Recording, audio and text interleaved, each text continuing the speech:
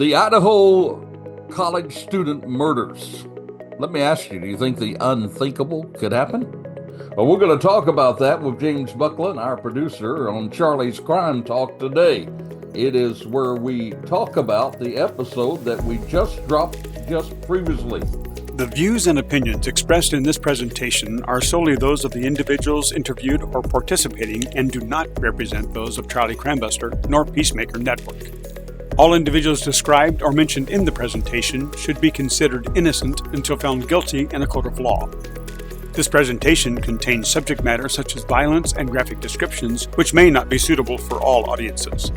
Listener and viewer discretion is advised. So we want to welcome all of you aboard the Charlie Crime Train tonight. James, tell the folks about where they can find us out there on the big web. All right. Thank you, Charlie. Yeah, here at Charlie Crimebuster, we welcome comments, suggestions, opinions, and even if you disagree with our view on a topic, we still want to hear from you. We call this a safe space. So you can reach us with a shout out, email Charlie at charliecrimebuster@gmail.com. That's charliecrimebuster@gmail.com. Or you can call or text us at 407-917-2211. That's 407-917-2211. And we also encourage you to visit us at peacemakernetwork.com. And there you can become a supporter of our podcast.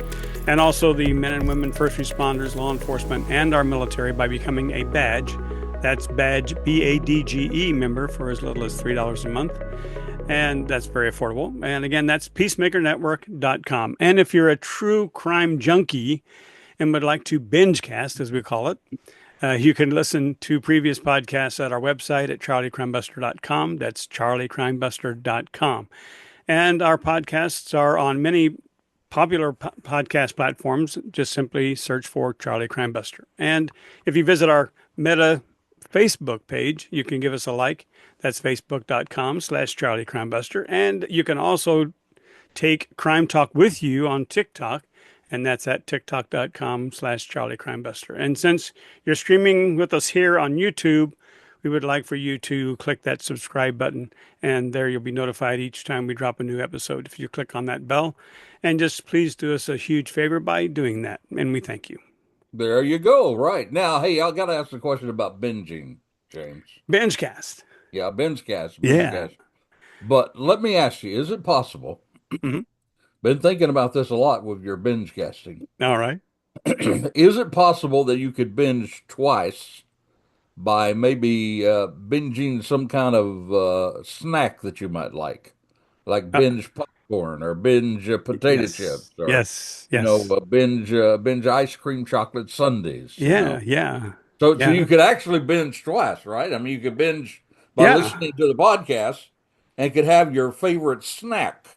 Oh, that's good. Around with you. Yeah, absolutely. Yeah. Yeah. Now, one of those companies out there ought to jump on this and beg us to let them advertise on our podcast, since we gave them a plug there, don't you? I agree. Yeah.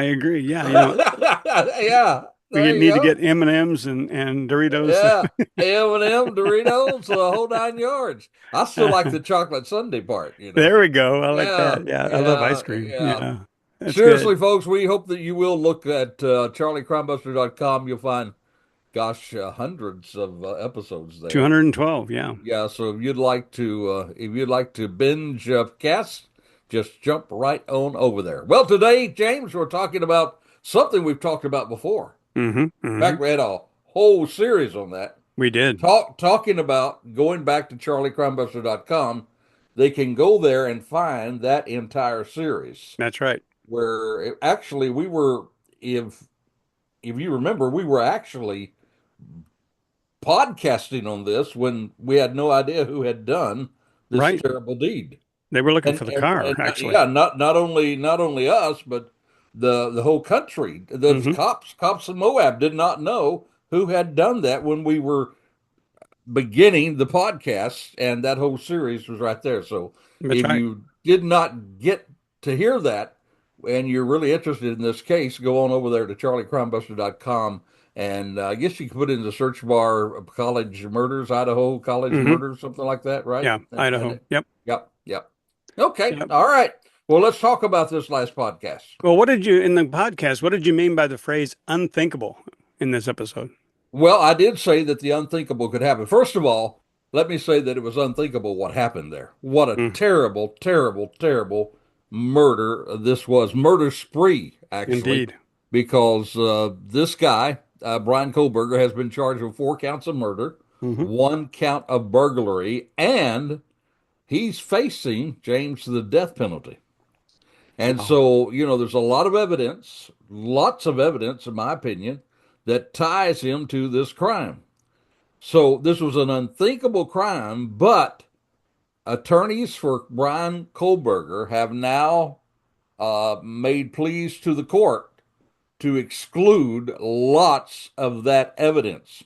If the judge were to rule to exclude that evidence, there would be a possibility that that evidence would not be there. Therefore, he would not be convicted.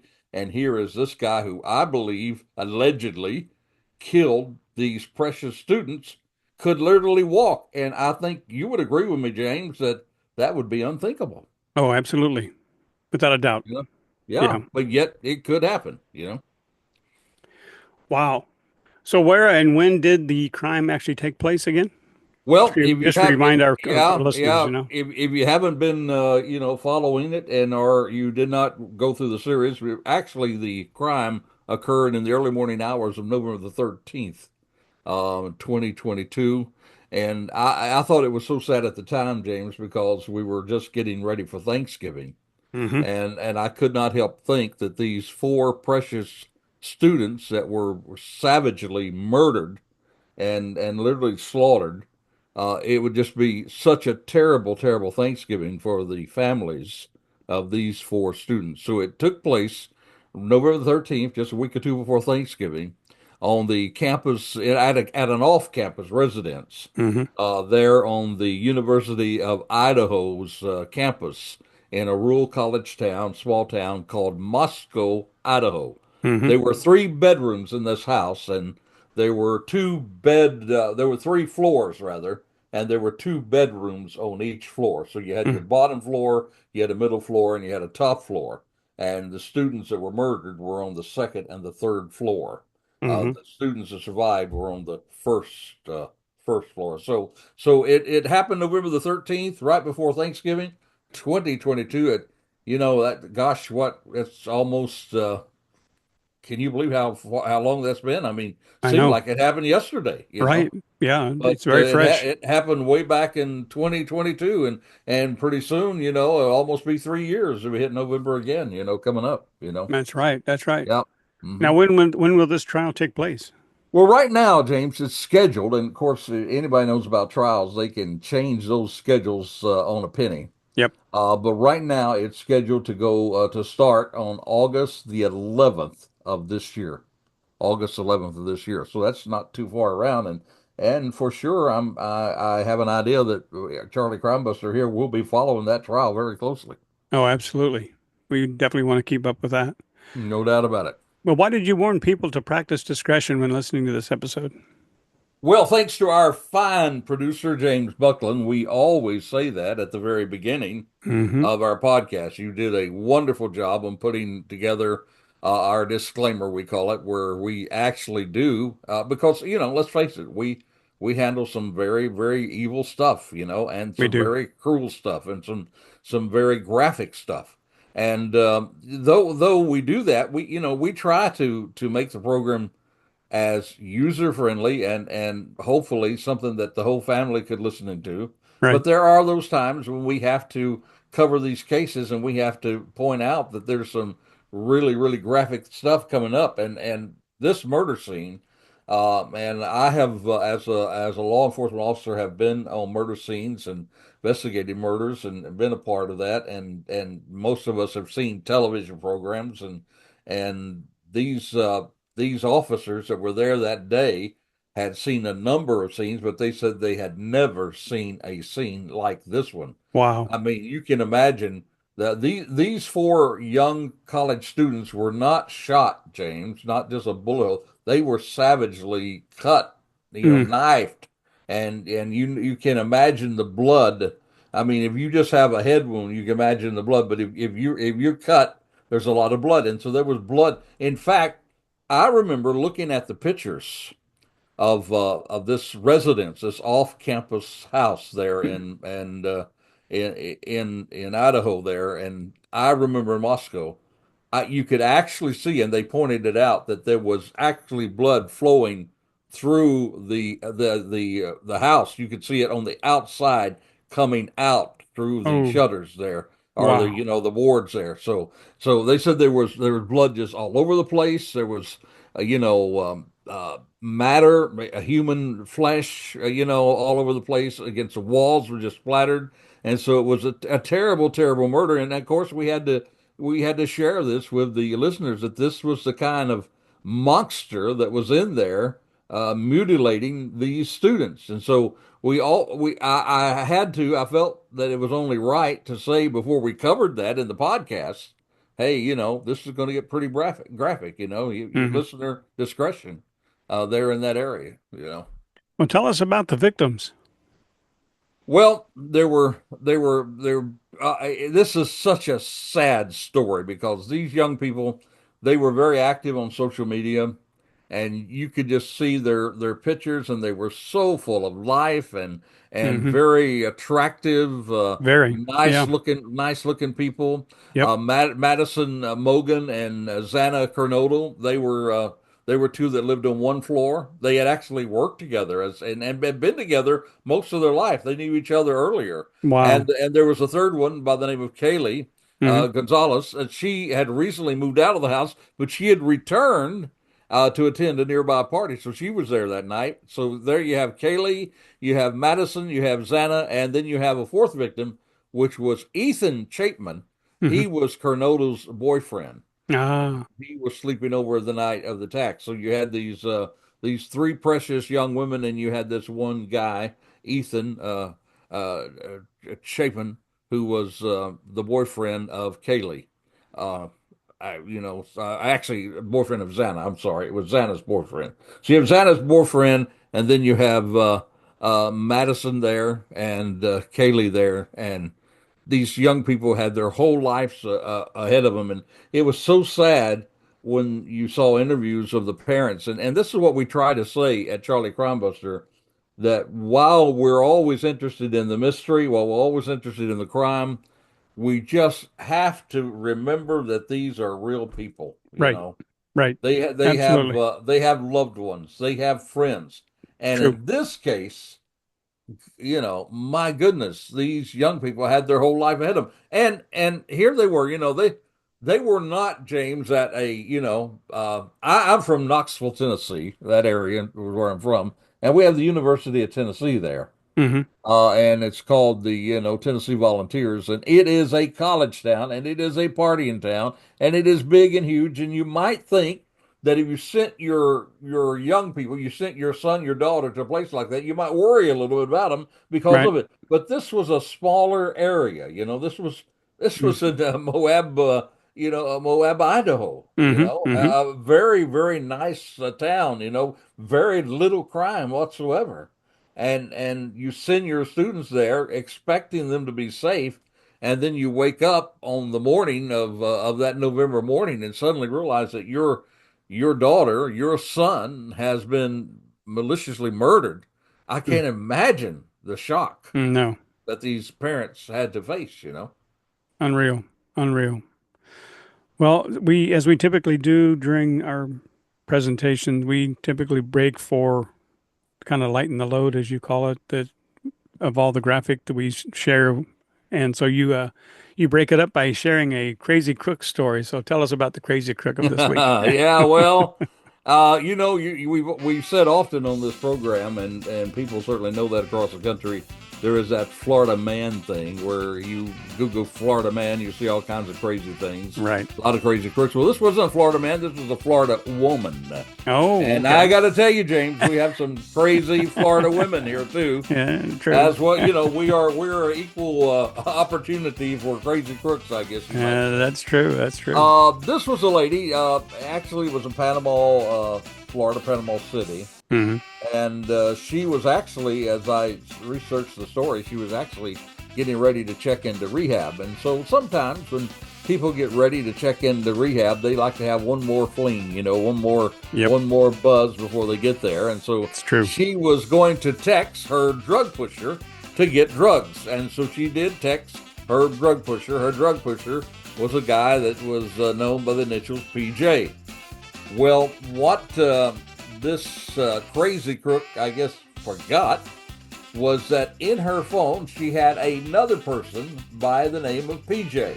There was another one by the name of PJ. The only problem was it'd be bad enough if if you text the wrong person and say, hey, I want some drugs, I got some money, let's meet up, Right. You would be embarrassed if you text the wrong person, right? That's right. But what if the wrong person that you text was also a police officer? That would be even worse, would it not? How do you mess that up? So she had two PJs in her phone. One was her drug pusher. The other PJ, she had gotten in trouble, surprise, surprise, surprise. She had gotten in trouble before, and she had interaction with a detective there in Panama City. Right. His name was Pettyjohn, his last name, but he went by PJ. Uh-huh. And so instead of texting her PJ drug pusher, she would text the PJ who was a police officer. And so imagine you're a police officer, and you get this text say, hey man, I want to buy some drugs. What do you think you're going to do? Hey, don't text me, I'm the cop. No, he didn't do that. He set up the buy, come on by, And so there at one of the convenience stores in Panama City, she pulls up, and to her surprise, she doesn't see her drug pusher. She sees the Panama City Police Department. All right. And they initiate the arrest. Good detective. They initiate the arrest and got it all done. So this crazy crook, who thought she was texting her drug pusher, ended up texting a cop. And I believe that would certainly qualify her as a crazy crook of the week. What do you think? Oh, I agree with you there. Oh, back to our story. Why do you think, because this is one of the questions that I raised even when I heard about the story for the first time, is why do you think the surviving students took so long to notify the police? That is a very good question, and I think it's a question probably that anybody that's followed this case has probably had that question in their mind. I mean, there's hours involved here. Yeah. This occurred like 4:00 in the morning, before or after, around that area of time. Not to be precise, but approximately around 4:00 in the morning. But they were not notified till like 7 hours later. And, you say, well, I could understand maybe, young people are out and they're partying, and they don't get up early the next day. We could understand that. But what is more surprising is one of those surviving students that was on the bottom floor. She actually heard that night. She heard two things. She heard, first of all, she heard somebody say, I'm here to help you. It's okay. I'm here to help you. And then, according to her, as the surviving person in the house on the bottom floor, she also heard a thump. Then, on top of that, according to her story, she saw a guy going to the sliding glass door who was dressed in black, had a mask around him, and had bushy eyebrows. And so the question is, not just that these folks slept through the morning, but she had seen that person that night. So why did they not notify the police immediately that something had happened?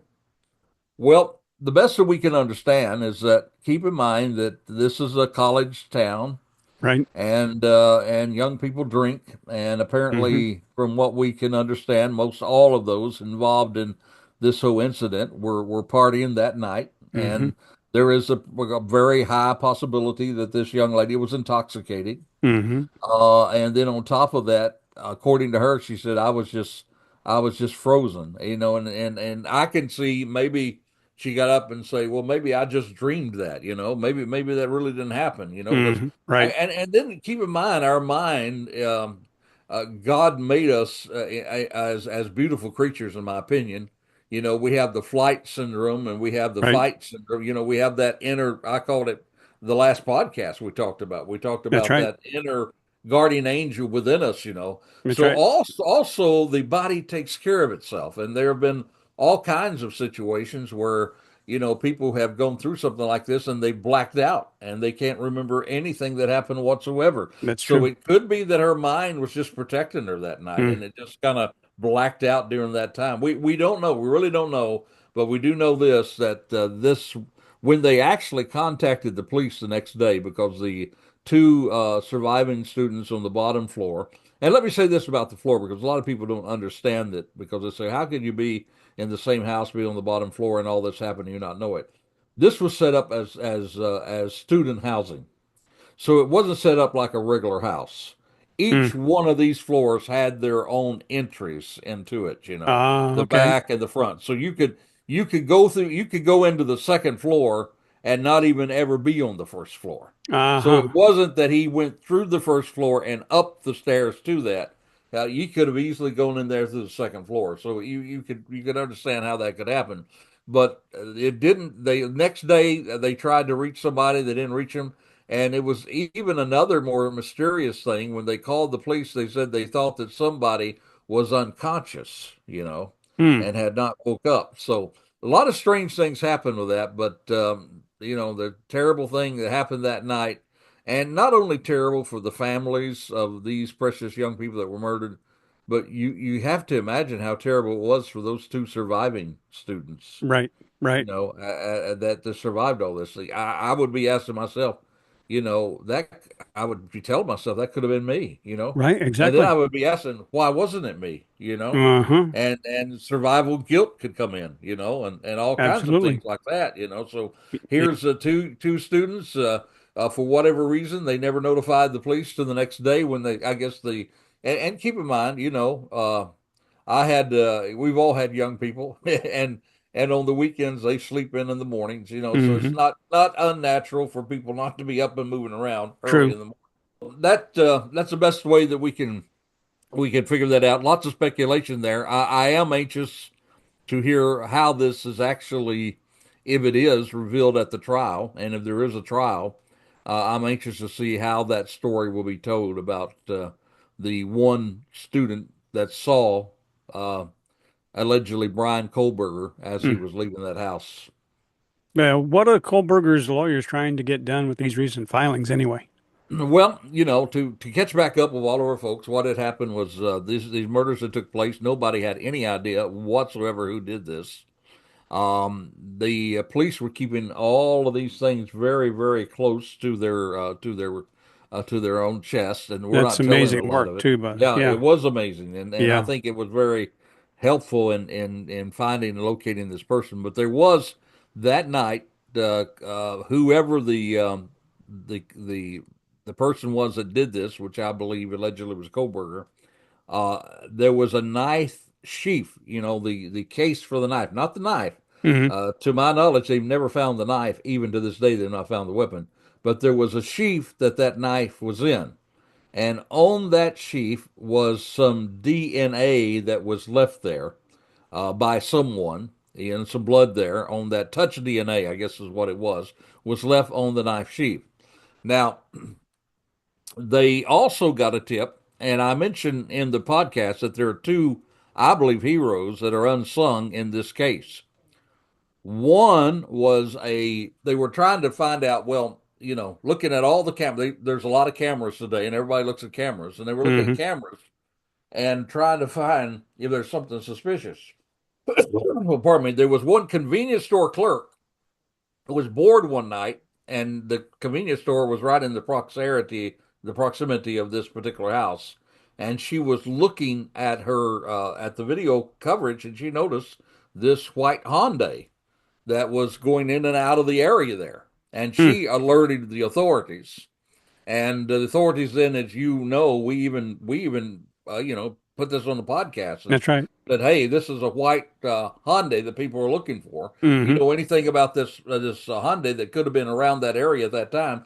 Police want to talk to this person." We didn't know that person was actually a suspect.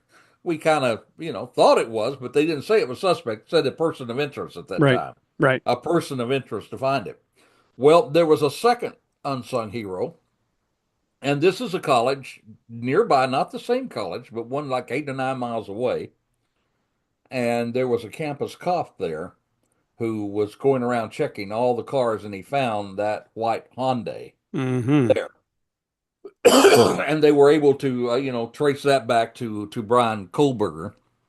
But what the attorneys have done now, because even though they might have gotten the car that was seen in the area, that still didn't put Bryan Kohberger in the house. Correct. I mean, according to his attorney, he was just out driving around stargazing. Right. Well, what put him in the house was that, as police officers do today, and we covered this on the other podcast that we covered with the Golden State Killer, Mm-hmm. is they will use ancestry DNA, where you go into an ancestry website and you put in your DNA, and then they go and try to find your family tree, Right. the lineage of it.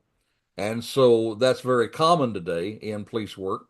And so they did that in this situation, and they finally got it all narrowed down and got some DNA from the garbage there, and they were able to relate this DNA to Bryan Kohberger's father.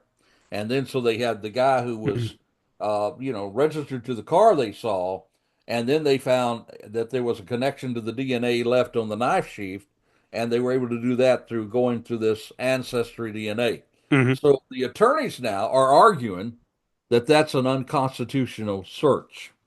That when people give their DNA to these websites to try to find their lineage and their ancestors and this sort of thing, that there should be they should be a expectation of privacy Mm-hmm. when you unload your DNA to one of these places. Right. And so they're coming back and arguing that this is a violation of his constitutional rights. That whatever family member that put their DNA on there had an expectation of privacy, and that there was not a warrant used to get this. And on top of that, there's a good possibility. I don't know this for a fact, but there's a good possibility that law enforcement, when they were making this search, may not have identified themselves as law enforcement. Mm-hmm. Because if they had identified themselves as law enforcement, probably the owners of that website would say, okay, get a warrant, you Right. know? Right. But in past cases, and probably this case, they don't usually do that. They just load up a DNA, and they try to find it. So they had this DNA on the knife. They entered into this ancestry website, and it came back to a hit to his family, and then they traced it down to Bryan. So they're saying that, okay, this is an unconstitutional search. So there is a thing in justice today and in the legal field today. It's called the poison from the tree. In other words, if the poisonous tree, if you got this and this was not a correct way to get this piece of evidence, then every other thing that you use this evidence to get, Mm-hmm. then itself would be excluded. So if the DNA is excluded, then the search, they got that, and then they searched his phone. That would have Mm-hmm. been excluded. Right. His phone, his digital footprint, we call it, Right. Right. his search of his person, gathering his own DNA that did match to that DNA, all of it would be thrown out. And if all of that is thrown out, there's just not much of a case there. Do you think they're going to succeed? I don't think they will, because this is not the first time that this has been tried. This is, several different other cases now that they've used this. It's been tried, and the courts have always upheld it, and basically are saying because it is uploaded to a public database Mm-hmm. that there should be no expectation of privacy.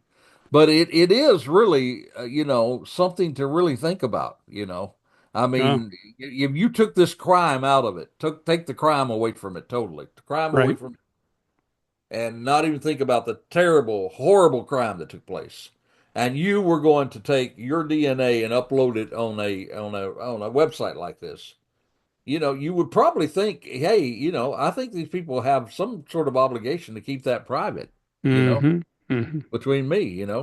And some people may think that, but the courts have not ruled that works that way. And as far as the officers maybe not identifying themselves as law enforcement, that's nothing new because we know now that the law, as the law reads it, I can, in interrogations or interviews today, you can be interviewing somebody, you can lie to them. You could say, hey, your buddy out there has already confessed to us that he's done this. So if you want a good deal, you need to tell us what happened even Right. though the person didn't confess. Law Yeah. enforcement can do that. The court has ruled that in order to get to the truth, you can do that. So I don't think the fact that the cops were deceptive in doing that, I don't think that's reason to knock it out. Hmm. Probably the reason would be the expectation of privacy, and I don't think that'll float. I sure hope it doesn't, and I don't believe it will. I believe this is just. I think that this defense team's going to throw everything they can at the wall, try to find something to stick.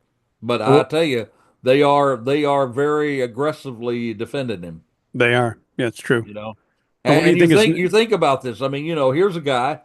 His phone. He turned his phone off the whole time that this Yep. took place. Yep. He's seen several times driving back and forth. At least one time they can see that he was. I don't say stalking, but he was certainly close to stalking them on the internet. One of them particularly. Right. When she described him, she said bushy eyebrows. He has that. Yep. He was in that car that was just so many miles away from there, and his DNA. But DNA is the key to this thing. That's right. That's right. It is. Yeah. You know, Well, what do you think yeah. is next in the case then?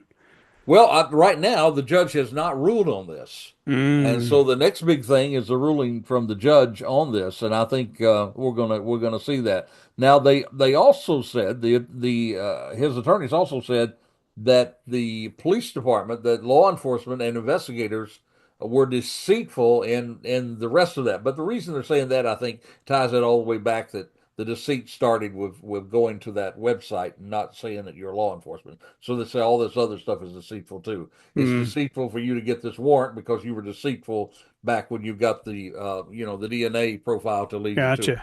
Yeah. Yep. So I think this will be a non-issue. I think that the judge will rule that this is that they did it by the book, and I think we'll go to trial. That's good. That's what we're actually hoping for. Yeah, yeah, we do hope so. I mean, And he's this was. facing the death penalty, isn't he? Oh yeah, he's facing the death penalty. And here's a guy who actually was had a degree in criminal justice. Mm-hmm. Yeah, he And he knows the law. studied serial killers. And here's the thing about it. Thank God that they did it because I'm positive that had he not been arrested, he would kill again. Oh, definitely. You Yeah. know, Yeah. once he gets that high from that serial killers often do, and he Yep. certainly has, I think, the making of a serial killer. The So adrenaline rush. Yep. yeah, he's where he should be behind bars. Hope he stays there until they execute him. Well, if he gets loose, he will likely kill again. Yep, no doubt about it. No doubt Yep. about it. Yeah.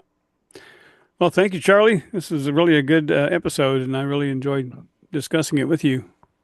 Well, it's certainly certain. You can imagine if the judge were to turn this ruling around, you can imagine this case will stand on its head. It Yeah, would be it's it would be phenomenal. So yeah, yeah. let's hope the judge rules on the right side on this one. What do we have coming up?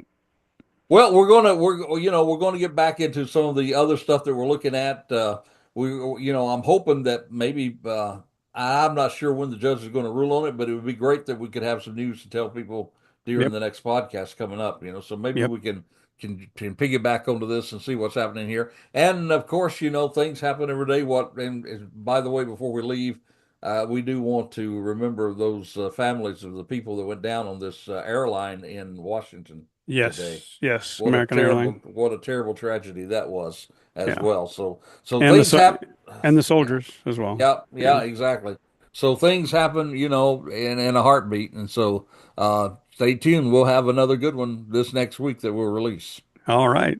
So until this time next time, this is Charlie Crimebuster reminding you: stay safe, stay alert. Yep, for the life you save, it could be your very own. You have been listening to Charlie Crimebuster. You can find additional podcasts at charliecrimebuster.com. You can also support our first responders, military, and law enforcement communities at peacemakernetwork.com, or subscribe to our YouTube channel using tag @CharlieCrimebuster. Even visit our Facebook page, facebook.com/Charlie Crimebuster. Or if you would like to make suggestions for future podcasts, please send your ideas to charliecrimebuster@gmail.com. That's charliecrimebuster@gmail.com. Thank you for joining us today, and we hope that you will join us next week for another exciting crime story with Charlie Crimebuster.